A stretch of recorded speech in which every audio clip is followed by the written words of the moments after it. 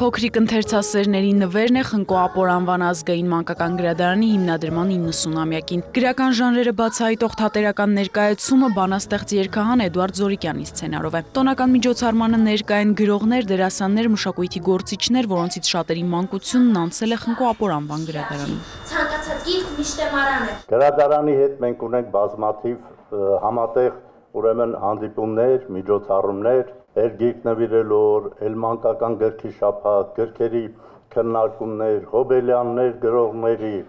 ուրեմն այս գործը պիտի շարունակվի սիրելի բարեկամներ եւ շնորհավորելով 90-ամյակը գրադարանի, անցյալ տարի մենք հրատարակեցինք 2 մանուկների համար գրքեր, ես սիրով նվիրում եմ գրադարանին։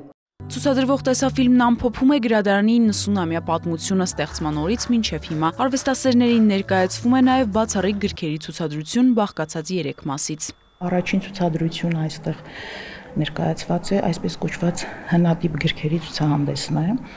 Ինչու այսպես կոչված, որովհետև 1800-ականներն է միջև կոչվում հնատիպ գրականություն, բայց մեզ մոտ ներկայացված է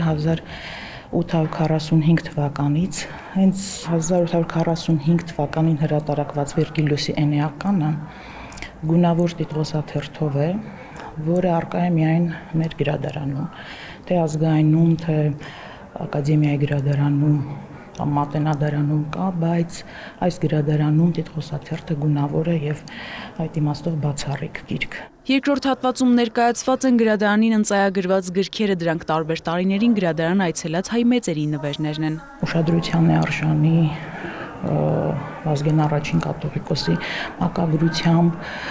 Արամ Խաչատուրյանի, Հրանտ Մաթևոսյանի, Վարազդատ Հարությունյան եւ այլ անվանի ու հայտնի